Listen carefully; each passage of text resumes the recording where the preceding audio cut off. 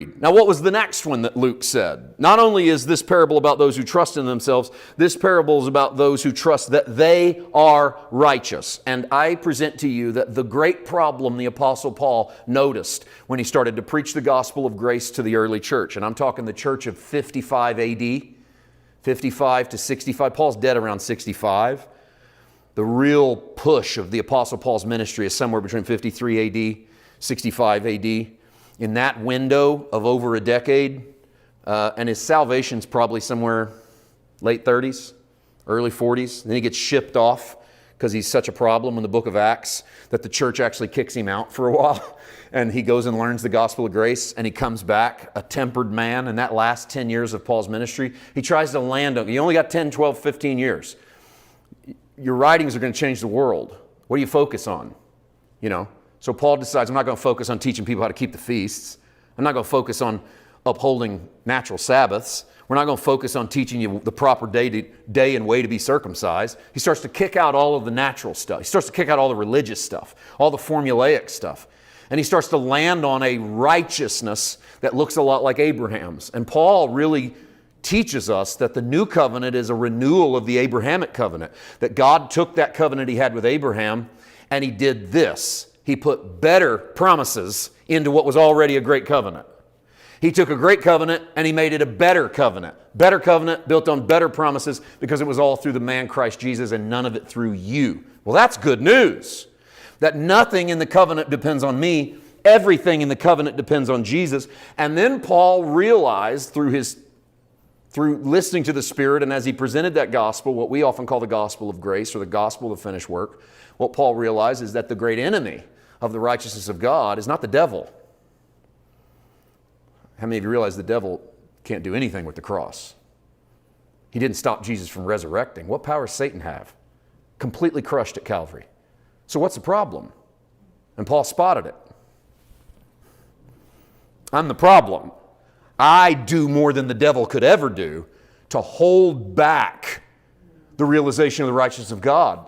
You can blame the devil all day long for your lack of knowledge about righteousness, but the Apostle Paul disagreed with you. He does not write to the Roman church or the Galatian church or the Corinthian church, our problem's the devil, and we need to cast the devil out, and we got to get him out of our houses. We got to get him out of our homes. No, Paul keeps pointing back to us trying to keep the law and be righteous, and us being religious, and us full of performance. And he's like, if you could get rid of you, and your issues, and your trusting yourself, and you thinking you're righteous, he goes, all of that other stuff could begin to take care of itself. Well, let me show you what that looks like. Look at Romans 3.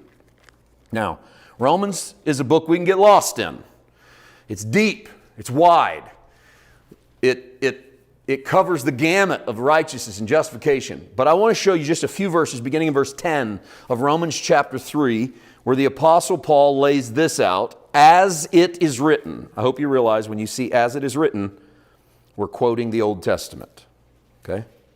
As it is written, there is none righteous, no, not one. You might write this in your margin somewhere. He's actually quoting the book of Psalms, the 14th chapter.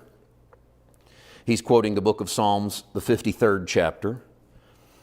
There's none righteous, no, not one. What he's establishing is that none of us, no matter how good we are, can be considered right in the eyes of God based on our goodness. That's righteousness.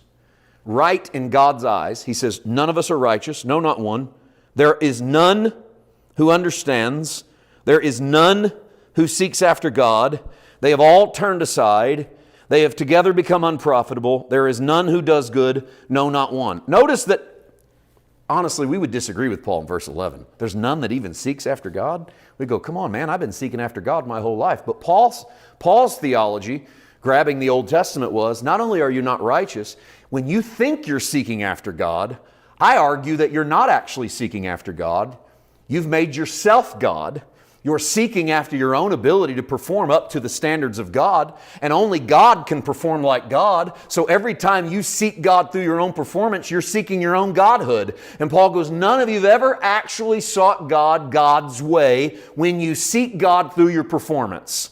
And that looks a little bit like, hey God, haven't I been reading a lot of my Bible lately? Didn't I pray extra in the offering last week? Haven't I witnessed for you, Lord? Don't these things count for something? Aren't you considering me good and right and holy and righteous?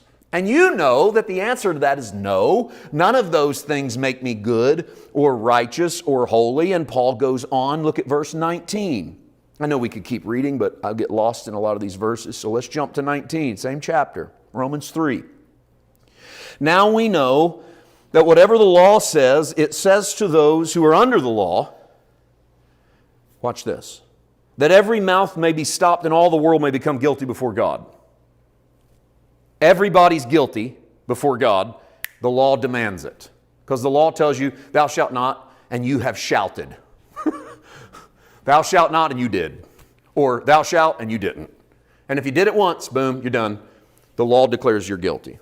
Now, that's not a real hard thing for us to swallow. You know you're guilty. I mean, and I'm preaching to the choir. A bunch of people in here that accepted Jesus as their righteousness. All right? But let's just keep walking through this. Even though we know we are His righteousness, let's keep walking through this because I want to show you in some ways it's easy to slip back into that mode of thinking you can do something to get some brownie points from God, even though righteousness doesn't come through your own stuff. So Paul writes this, therefore by the deeds of the law, verse 20, no flesh will be justified in His sight, for by the law is the knowledge of sin. By the deeds of the law, nobody gets justified.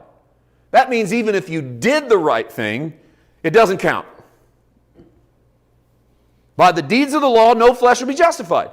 If you did the right thing, it doesn't count.